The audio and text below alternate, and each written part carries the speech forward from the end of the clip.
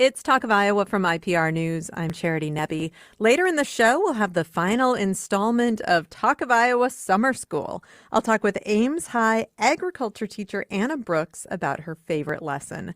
But first, the Iowa Nutrient Reduction Strategy was first introduced in 2013. It lays out the water quality problems that Iowa was and is facing, sets goals for decreasing pollution from nitrogen and phosphorus, and offers strategy for reducing nutrient loads coming out of wastewater treatment plants and from farm fields. For farmers, embracing these strategies is entirely voluntary. Progress has been slow, and my next guests are fed up. They call themselves the Lobe Rangers. They farm in the Des Moines Lobe. They all employ conservation practices on their farms, and they are calling for policy change. Here's James Hepp of Rockwell City making the case. Hey, it's James from the Lobe Rangers.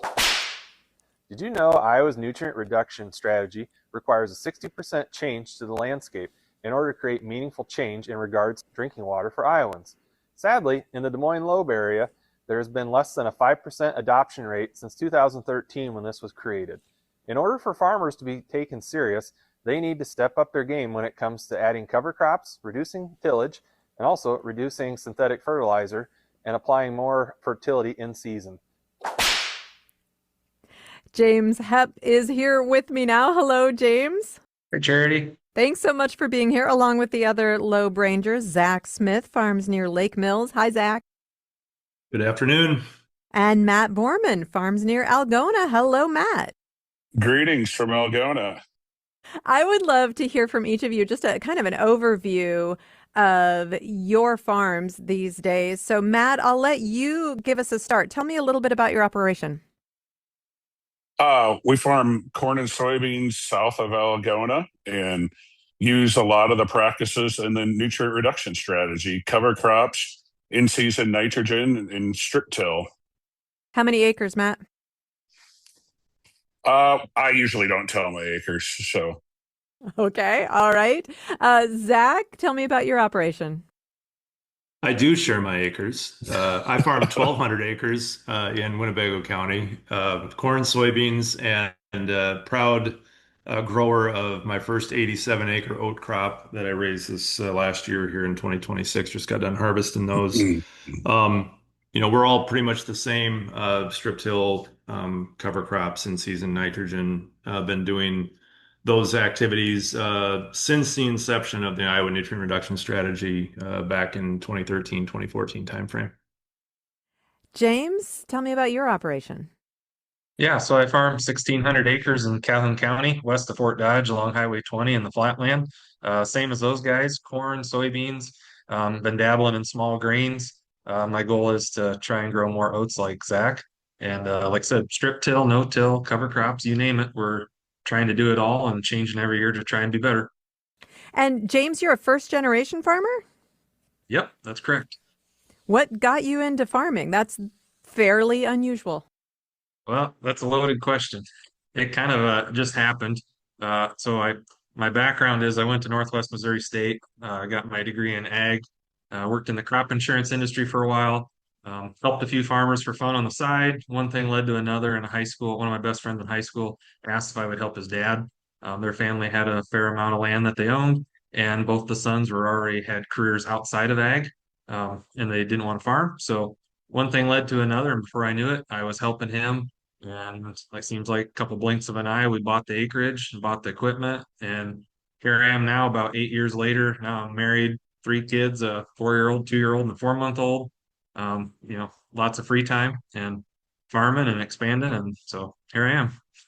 And so when you started farming 8 years ago, did you implement conservation strategies right off the bat? So my landlord, he was ahead of his time for this area. He was already doing some strip till, dabbling in cover crops. So when I got going, I kind of took it up the hill, so to speak, and we started no-tilling all the soybeans, started adding cover crops on all the bean acres, started adding Y drop so we could do in-season nitrogen. So I tell people he had it about three-fourths the way up the mountain, and I helped get it to the top. And now we're just constantly trying to improve from there. And now every acre has a cover crop. Every acre has in-season nutrient management. So yeah. Matt, when did you start implementing conservation practices? We've implemented conservation. The first real memories of conservation on my farm were back when I'm 47 now, and Dad had us running a 1066 International tractor, running a plow when I was about 10, and he could look out from the house and see at any angle of the house, he could look and see where I was at in the field. So he had a waterway that I always had to raise up for, and not plow through. So that'd be the first time I was really exposed to conservation. And Dad had that kind of stuff around for years, even when we were doing a lot of tillage. So tell me about the progression. Tell me about that evolution for you. So the evolution really started then beyond that when I was in college. I had a really good friend that was doing no-till down in southern Iowa. And I just was always intrigued by it because I'm like, man, if we could get rid of all these tillage tools and do no-till soybeans and no-till corn, that would just be a game changer on our farm as far as expenses. We could run, the same size corn planter and not have all this tillage equipment. It would just really, reduce costs. And so it was about 2005 then when I tried no-till on my own on just a 5-acre plot behind a grove where nobody could see it. And I failed absolutely miserably. And then, I learned all the things not to do. It was too wet, and learned how to set the planter better and learned I had to give it a little more time. And no matter what I did where I failed, that part of the farm needed tile. I would have failed in that area even with full tillage. I would have taken the planter through that area and mudded it up and bent a bunch of scrapers and packed the wheels full of mud no matter what I did. And then it kind of evolved really. I messed around with that for years. And then for both Zach and I, it was about 2011 where on my farm, corn was $7.48 on a really nice July day, or it was July or August, and we had to start making some decisions on fertilizer. And my brother is a crop consultant by trade, and he came to the idea with us to my dad and other brother about strip till, and I had heard of it vaguely, and he's like, "Well, that's where we're gonna inject the nutrients, the P and the K, and maybe some granular or encapsulated urea nitrogen in a strip and try to plant over top of that." And we're all like, yeah, that makes sense. And we need to learn how to do this because at some point from that time period in 2011, we knew that input prices were going to get really high and the price of corn was probably going to drop in half. And as you look through history, that stuff pretty much happened. So we knew we needed to learn this process to move forward with our operations. Zach, how about you? Give me your history with conservation practices. Yeah, so I'm an agronomy major from Iowa State, and agronomy is what led me to this. The same year Matt did. It was almost same month. I made the decision to buy a strip till bar. It was kind of by force. I had my parents were approaching retirement. They didn't want to go along with me. I just started farming with them in 2010, but we had kind of a bull, or I was a bull in the china shop. I was going to go that way, one way or the other, and I did it and bought the rig. They agreed to come along and help buy some of the other pieces to complete it. And yeah, we were off to the races essentially then, and we added cover crops in 2013 by accident due to the flooded year where we had a lot of prevent plant and got exposed to covers that way first, and then I added them. Since 2014, I've had cover crops on 100% of my acres ever since, and our ground has gotten better. We've gained about 1% of organic matter over the last 10 years, according to our soil tests, and just a lot of really, really positive things that have come along the way. But for me, when I got in, it wasn't about soil health or nitrates or cancer. It was about economics and agronomics. I wanted less passes, less diesel fuel. I worked off the farm, so I wanted to be able to not have to screw with tillage. I wanted to just be able to pull in and plant and that type of thing. And so for me, it was about efficiency and money. And now we have all these auxiliary benefits that have kind of come along for the ride. So. Well, Matt, I want to go back to you because it sounds like it was the same thing driving you. These were economic choices that you were making. They just also happened to be conservation choices. So when we started with strip till, we actually were doing it to try to reduce rates on fertilizer and put nutrients closer to the plant, and we were still doing full width tillage. And then as time progressed, we started weaning ourselves off the full width tillage. We had a wetter spring on a farm, and it was 2013 where we couldn't. If we tried to work that bean stubble, we knew we could plant into the strip. We knew other guys were doing it, and we had, about 8 hours to get this 150 acres planted, and decided not to work the ground and just went ahead and planted, and then just got plummeted with rain by about 5 o'clock that night.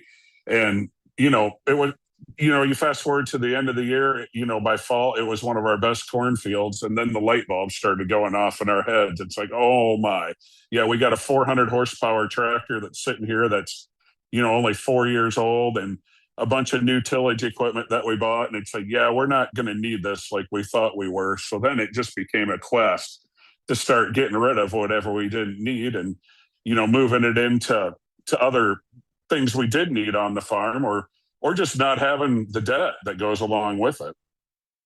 So, James, I want to give you a chance just to echo that. Was it economics that were driving your choices as well?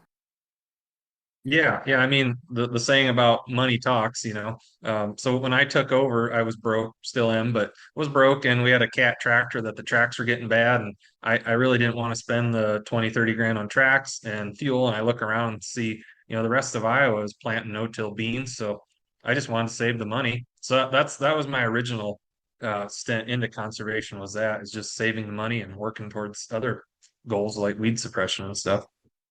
Well, we're going to have to take a short break. We'll be back in just a moment, and we will talk more about the conservation practices that all of you implement on your farms, the slow adoption of these practices more generally with conventional farming in Iowa, and your decision to become the Lobe Rangers. With me today, James Hepp, Zach Smith, and Matt Borman. They all farm in the Des Moines Lobe. They call themselves the Lobe Rangers, and they're advocating for policy changes when it comes to conservation practices on Iowa farms. More in a moment. This is Talk of Iowa from IPR News.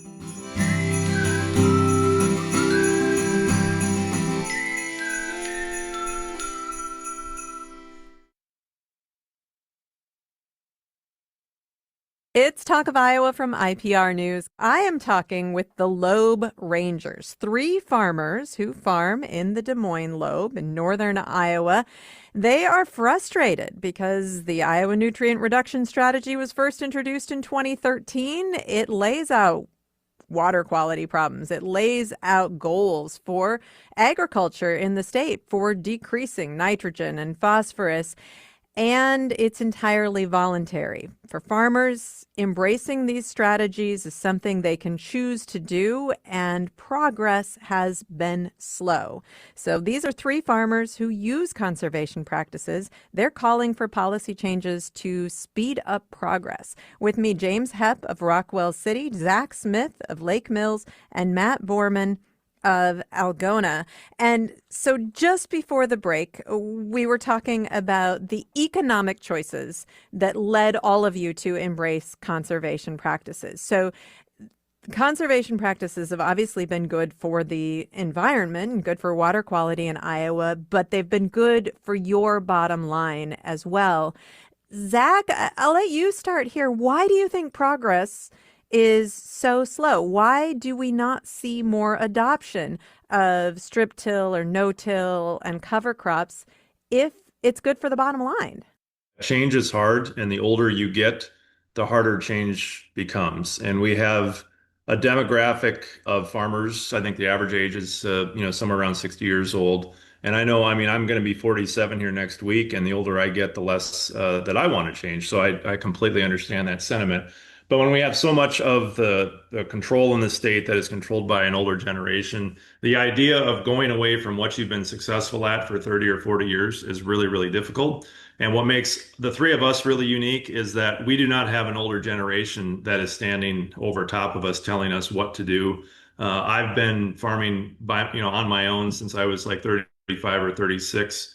James has always farmed on his own. He has his own own boss, and Matt and his brothers are the same way. And I think that's a big reason why we're in the position that we are, is just from that natural demographic of the makeup of the farming community. Well, and Matt, earlier you were talking about when you started trying out these practices that you did it on some acreage that was sort of hidden that people couldn't see from the road. I mean, there's a little bit of a vulnerability here because you are being seen by your neighbors and, yeah, judged by your neighbors as well. Farmers on one hand will tell you they don't care what anybody thinks and they're independent and they're going to do whatever they want to do. But on the other hand, when they try something different, they're worried about being ridiculed by other farmers or what the coffee shop crowd says at the local elevator. And I see so much lack of curiosity. Like the nutrients reduction strategy has been out since 2013. Cover crops are being talked about in every farm publication. I mean, now we're hearing about the cancer rates being linked to water quality. And I'm just seeing such little curiosity over the years. Now, I will say in the last 6 months, I have seen more curiosity and more questions getting asked about this than I ever have. Do you think it's because of the cancer rate and all of the publicity that's had? Yes, because I think some of them are starting to see, holy cow, if we don't start doing this, and there's all kinds of evidence that says you can farm and get just as good, if not better yields, if you manage it right by using the practices in the nutrient reduction strategy. We've got all this proof now, and if we don't start adopting this as farmers, I see that leading to regulation. So I see the lack of adoption and the proof of this stuff working, that could potentially lead us to regulation. So the nutrient reduction strategy is voluntary, and you guys are frustrated with a lack of progress. Zach, are you proposing regulation to make this more effective? Well, reluctantly, yes. The three of us got into this game when the nutrient reduction strategy suggested that we did, and we've watched others, including folks in leadership and agriculture, really not follow along. And so, how long can we go and expect a different result? That's the definition of insanity. And so, as much as we would like to let people's own agency take them to this path, we've had enough time to go by where other people have been successful, not just us, but there's farmers all across Iowa that are being successful doing this. We really don't see another path other than to create some sort of checks and balances to make sure to speed up the process. Because right now, at the timelines we're on, it's going to take hundreds of years at the rate of change. And we're also running up against these demographic issues that I've talked about that kind of prohibit that. And the scale of farms, once they get over a certain size, it becomes more difficult to farm at this level. So the only way that we really see this getting to the points that the Iowa nutrient reduction strategy lays out in a reasonable timeline is through some sort of incentive, disincentive type setup of policy ideas that would have to go through the legislature to get us where we all want to end up. Do you have anything specifically in mind? I think we have to look at things like the timing, specifically of things like nitrogen. When we apply things like hog manure or any type of manure in the fall or fall anhydrous, it doesn't guarantee that it's going to end up in the river, but it increases the statistical probability of that happening with the wrong types of weather. And as we have increased fluctuations in precip from super dry to super wet, as time goes on here, that's going to continue to be an added risk. And so that would be one example of an incentive, disincentive to try to get more people to shift that practice. And the same thing with cover crops. In the Iowa nutrient reduction strategy, we need 60% is the number that they indicate of coverage. Right now, the state of Iowa sits at about 16%, and that number has actually flatlined. The growth rate has kind of tapered off. And so in order to get us, we still have a huge delta gap to close. It's going to take some sort of policy requirement or, like I said, incentive type program, disincentive program for those that want to adapt versus those that don't, to get us to that type of a number where we can expect meaningful change. Obviously, the Lobe Rangers were born out of frustration, and I'd love to hear a little bit about the frustration that led you to this point. And again, all three of you are using conservation practices, and Zach, I think especially you and Matt had sort of been held up as poster farmers for using these conservation practices, and that's part of what led to this frustration. Tell me about that. we would get put up as props by a lot of the big ag lobbying groups as like we're the example that represents the rest of the herd in Iowa, and that just simply wasn't the case. All it takes, I mean, if you drive north on I-35 to the Minnesota border, it's very obvious to see what gets projected in the commercials from the big lobbying groups is what Iowa looks like versus the reality. They're so far apart, it's embarrassing. Another part of the issue of why we don't see change is that we've really had a failure in leadership over the last 10 years of trying to put lipstick on the pig of the reality of where we're at with conservation progress in the state of Iowa. And that's something that we had enough of. We got tired. Like we tried to be part of some of these groups to make that change internally. And when we saw that every time we called for things would actually lead to real change, whoa, you got to pump your brakes and know your role. We don't say those type of words, in these halls. And finally, we just got sick of banging our heads on the wall and said, we're going to take matters in our own hands, form a group try to build a tribe and put it on social media and let people decide what they think. Which one of you came up with the Lobe Rangers? Matt did. We were trying to take our peer group that got started in the fall of 2023 and really do something with the expertise, because everybody that joined this peer group has been featured in magazine articles. Most of them have all been have hosted field days. A lot of them are on their local soil and water conservation districts trying to do something about better conservation. The common thread is that they're all getting fed up with the lack of adoption. So then trying to take this group and make it into something better. And I had made the comment we could call ourselves the Lobe Rangers. And I'm like, God, that's a dumb name. We should call ourselves Farmers for Soil Health or something. And everybody kind of perked up. No, that's perfect. That's perfect. So it's kind of a marketing thing too. There's some mystery about who the Lobe Rangers are. It's like, who are these guys? And that's really kind of helped get people to listen to our videos. When the three of you decided to come together here, there are other groups that are sharing very similar messages. Practical Farmers of Iowa comes to mind. Zach, why did you feel like you didn't fit in another group? Why did you feel like you guys had to get out there on your own? Because of the P word policy, and a lot of the other groups, they're great groups. We have a ton of respect for them, and we understand where they're at. But for us, we looked at our time as finite on having an impact, and the urgency was now with the issues that we're dealing with as a state, and so that's why we just decided to do our own thing where we could speak freely. Honestly, it's good there's just three of us. We have a hard enough time with just three of us, like, cohering around something, let alone have this ginormous, bureaucratic state that a lot of these organizations have. And so it makes us really nimble, and it makes it easy to make decisions. And, so far, so good. So Zach and Matt, you both have been farming for quite some time. James, you're relatively new, and as you said, still broke. That makes you more vulnerable at this point. How did you decide that you wanted to be outspoken? Zach and Matt both have a little more security that they can depend on. Yeah. So for being a first generation, my goal number one is to survive and thrive. But then number two, I want to have usher in the second generation. I have two boys and a girl, and the best compliment in the world would be someday all three of them be involved. Not only be involved, but want to be involved and be worthwhile. Like I just don't want them to be in this break even game with dirty water. So that's kind of my goal. So everything I do, I'm trying to think 20 years down the road. And like I told my wife before we did this, I said, if we don't change, we're most likely going to fail. But if we try, it's a 50-50 chance. And, I want my kids to look back and grandkids be like, boy, I'm glad grandpa did that. I can't believe the stuff they used to do back in the day. Because think of the first guy that got on the tractor versus a horse. That everybody just made fun of him and thought he was just the dumbest guy ever.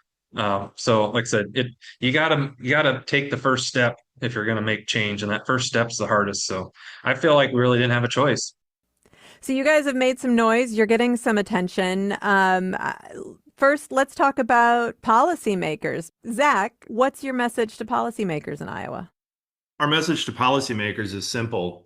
This issue matters to people. We've met with both Zach Lane and Rob Sand in the last 35 days, I think.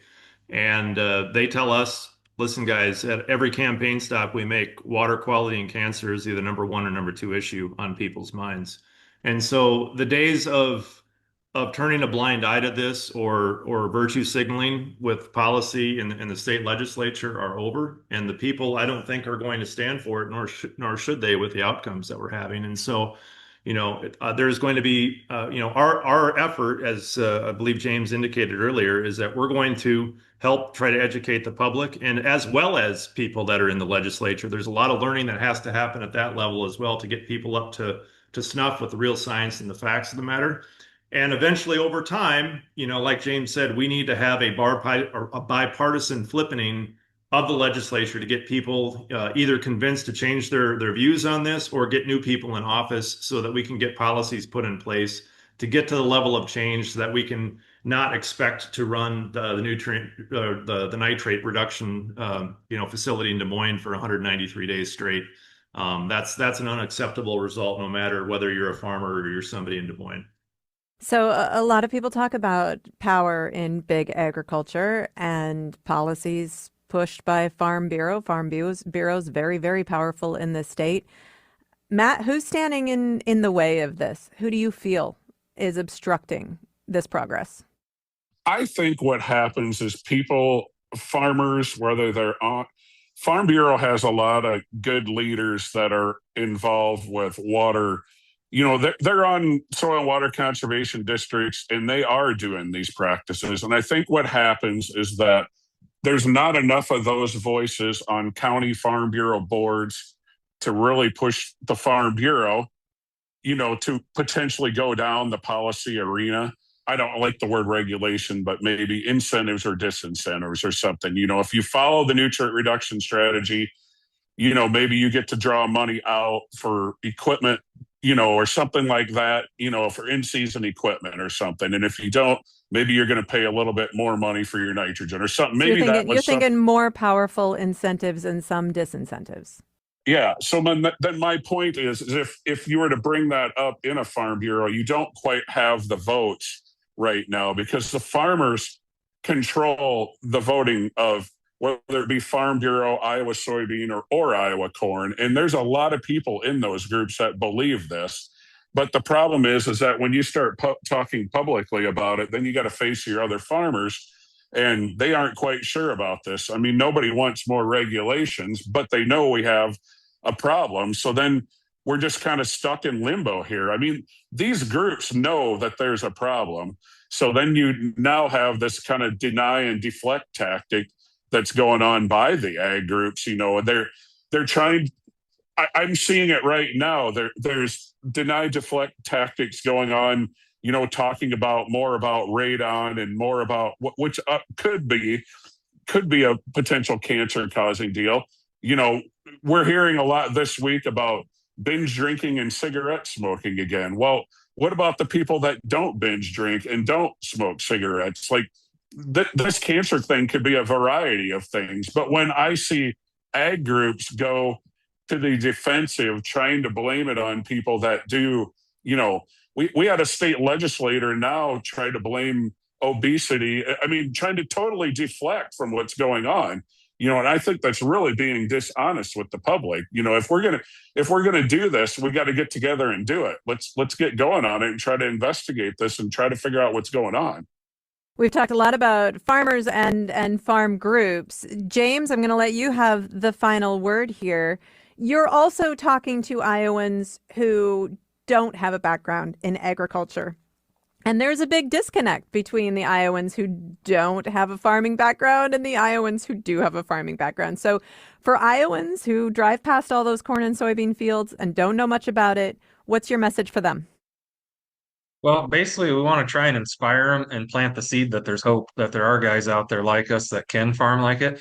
And honestly, we've had some of the best conversations ever with non-farm people. And honestly, I would rather almost talk to a room full of non-farm people because you tell them this stuff like Matt was saying about the economics, and every meeting they raise their hand and say, "Why doesn't everybody do it?"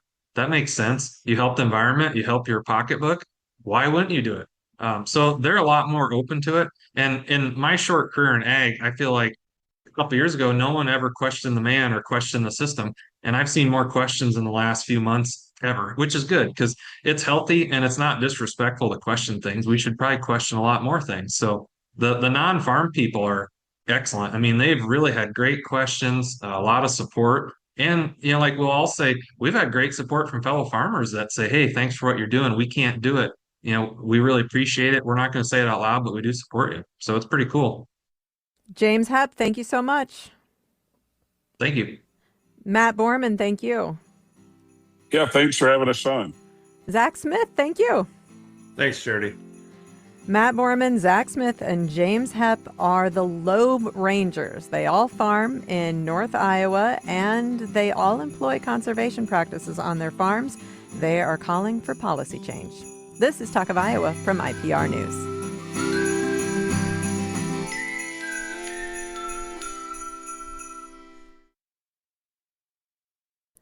It's Talk of Iowa from IPR News. I'm Charity Nebbe. It is almost time to go back to school, but we're going to squeeze in one more Talk of Iowa summer school lesson. All summer, teachers from across the state have been sharing a favorite lesson with us, and today, Anna Brooks is here. She teaches agriculture and is the Future Farmers of America advisor at Ames High School. She is also one of the 2026 recipients of the Iowa STEM Teacher Award. Hello, Anna. Hello. Thanks for having me. Well, it's wonderful to have you here. Congratulations on your award. Thank you very much. And now you've been an ag educator for about 9 years now. And I'll be honest, that's a role that I really associate more with rural school districts in Iowa. Is it a relatively new program for Ames? Yes, Ames started their program back in 2019. So relatively new. We've been building it over the past couple of years. What inspired you to become an ag teacher? I honestly, since high school, have wanted to teach agriculture. I grew up on a farm in eastern Iowa. My parents bought us cattle from a very young age. We raised bottle bucket calves. When I was in high school, I started getting into sheep. So we were always around farming and agriculture. And then when I got into early elementary and then middle school, we did 4-H. And then going into high school, I joined FFA at Muscatine High School. And so between all of those things, I've always had a natural love of teaching, enjoyed mentoring younger students throughout 4-H and FFA, and then had some really great teachers in high school who inspired students to be better than who they were and just to see themselves in a different light. No matter who believed in them or what they were capable of doing, they believed in us. And so took that and really ran with it and have enjoyed the last 9 years of teaching. So in coming to Ames and working in a relatively new program, did you kind of have to build this curriculum? Yeah, all the curriculum that I've made for Ames is very tailored to what we do in the Ames community. So I work with business partners locally. We have advisory council meetings and talk about what does the local needs look like specifically in the Ames community. I have students who live in apartments. I have students who live in townhomes. I have students who live in your traditional homes, single family homes with yards, and a couple of students who live outside of town on what you would consider more traditional agriculture backgrounds. And so a lot of the curriculum that I tailor is with the main theme of I want students to see agriculture as something they can interact with every single day. And so food is a really easy entry point for that. All of my classes, students get to taste test food. They get to look at different products that come from the agricultural industry. But then we also connect back to how does it connect to your clothing, your energy, your natural resources, technology, business, animals, plants, all of those things. And so the curriculum that we have put together in Ames is very tailored for a more urban experience for students. And it sounds like it's very science-based. Obviously, you are a STEM teacher. Yes. Yeah, labs make science real. We talk about concepts like soil erosion, renewable energy, food chemistry, plant growth, digestion, ecosystems. Also, students can understand the difference of science and how it works in the real life. And it's really cool because I can collaborate with our science teachers at the high school and we can build off of what each other is doing in our content areas. So we asked you to share one of your favorite lessons. So what is your favorite thing to teach? Yeah, absolutely. Probably my favorite thing to teach is the farm to table concept, which is not just a single lesson, but spans a couple units in my core curriculum of Intro to Agriculture. And so students don't just learn where their food comes from, but they investigate the whole system. Now, I can imagine kids who gravitate toward an agriculture class may have a better idea than some of the other kids in the school about really the connection between agriculture and their lives. But do you really have to make the case for kids who are living a life where food comes from the grocery store and they're really not interacting with agriculture? Oh, 100%. I mean, how many of us walk into a store and think, wow, this broccoli was grown at a farm in Maine? Or, wow, my lettuce had to be cut out of a plant and washed and transported, or my apples were grown for a certain season. So it's a concept that you don't actually think about when you're walking into a grocery store. And so for students, it's a new thing to think about. Wait, I can't just go to an ice cream parlor and order ice cream, but someone had to milk the cow, someone had to transport that milk in a truck to a facility that then it got processed and pasteurized, and then it got made into the different components and ingredients were added, and then they had to take it to another place that shipped it to me. So there's all of these different components that students don't even think about when we talk about the farm to table process, and it's really eye-opening for them when we take different component pieces and put it together. So farm to table, I think it makes most of us think about food. And food is a part of what you teach here, right? Food is a huge part of it, right? But there's other things, there's clothing, there's energy, there's natural resources, technology. And so all of those pieces had to start somewhere, right? You had to get your ethanol or your gas from somewhere, which came from an agriculture background. Your salt had to be mined from somewhere that then came to the store and was processed and put into a container that you seasoned your foods with. You have your clothing that comes from a location somewhere in the agricultural industry. And so all of these things we talk about, it doesn't have to necessarily be just food, but what are all of the pieces that come from agriculture? And so one of the things I start with is having my students think about all the ways that agriculture impacts them on a daily life, right? So they're actually writing on paper, and we talk about, okay, where does paper come from? So we talk about the process of trees and the paper mills and the processing and how it used to be done versus how it's done today, and technological impact and changes. So there's so much more that goes into it than just simply, I'm going to walk into a store and purchase, a pad of paper, but there's all of the components. And so we look at those with a lot of different items in the agricultural industry. So this is clearly a collection of lessons, not just one lesson. Can you tell me about one part of it that you really love to do with the students? Is there a particular segment of this part of the curriculum that just really seems to excite the kids?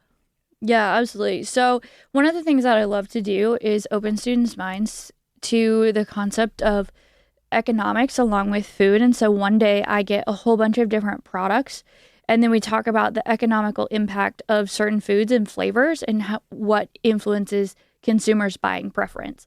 And so we do a lab where students write down, like, if you were to buy a snack, what brand would you gravitate towards? If you were to buy fruit, would you buy organic or would you buy the cheapest thing?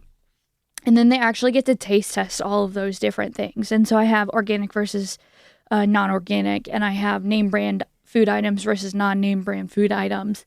And we have various different products that we compare the two things and look at the economic value. And the students do blind taste tests or blind evaluations of the items.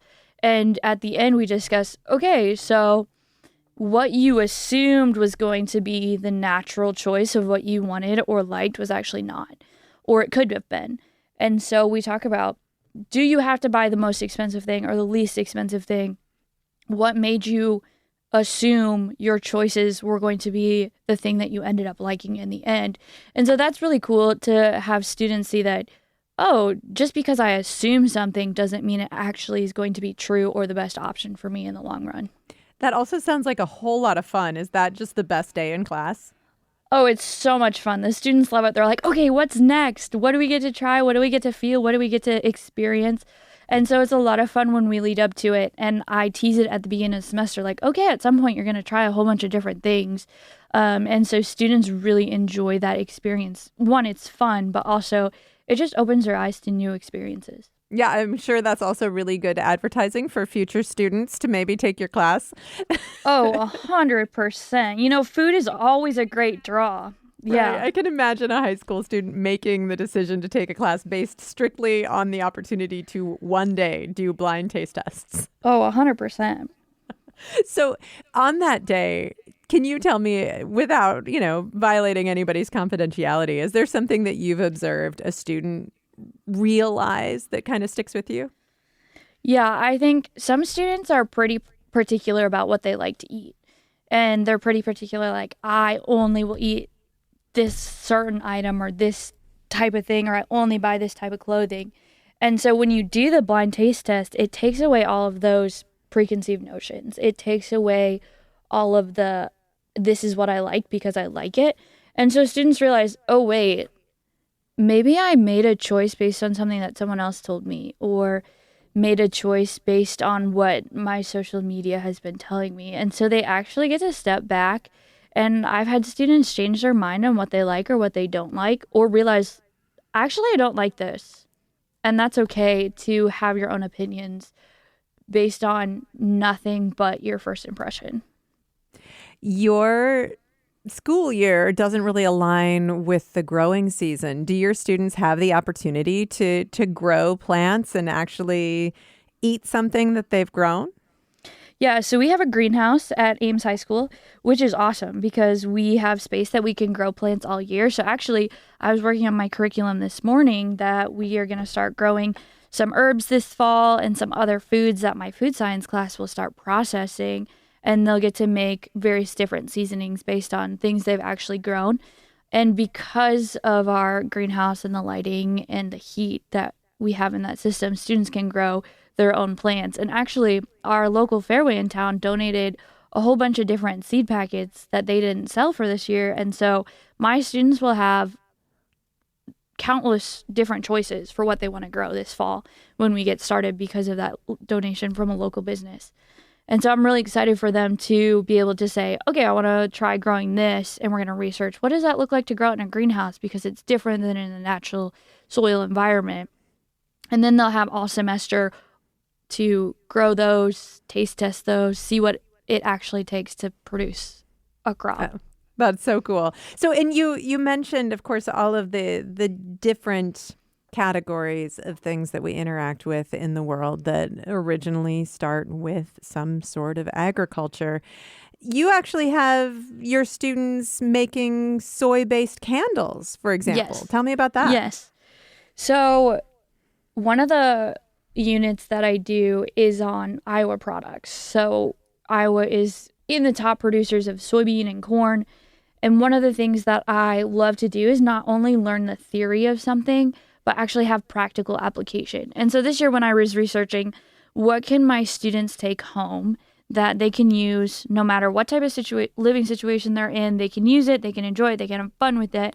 So one of the things I found was a soy-based candle. And you can buy the wax, soy wax, and so I buy soy wax and the students have to learn how to melt the wax and how to cut the wicks to size. And then they add their own aroma and scents to it. And so they learn how to measure things out, how to add the appropriate scents, what is too much, what is too little. And then they have a candle that is produced from soybeans that are based in Iowa, which they can take home and enjoy for the rest of the semester. Oh, that's very cool. So there are some students who are probably going to go on and work in agriculture in one way or another. For those students, what do you hope they take out or take away from this experience? Yeah. I think one of the biggest things is that there is naturally within the agricultural industry, there's a problem-solving component, there's communication components. So no matter what career field they go into, they're going to naturally have the interdisciplinary projects or teamwork or math or economics, which are necessary for crossing any subject area. So students can walk away with, what can we change? What can we make better? How can we improve things? And so even if they might not remember a specific lesson or a specific theory or, terminology, they're going to remember those things. And so when they walk into an agricultural industry, they're going to be able to have that bigger picture and realize, I know the science behind what is being produced and how we can network and have a teamwork in our industry, no matter what area of agriculture they decide to work in. Because agriculture is much bigger than farming. I was going to say Correct. just farming, Yes. but I don't want to say just farming. That seems a little No, dismissive. farming's a huge part of it, but there is also the marketing and the technology and the science and the business, and it's an entire journey from the farm to whatever the end product is. Some of the students in your class are not going to go on and work in agriculture. This may be their only real experience where they really learn about ag. What do you want those students to take away?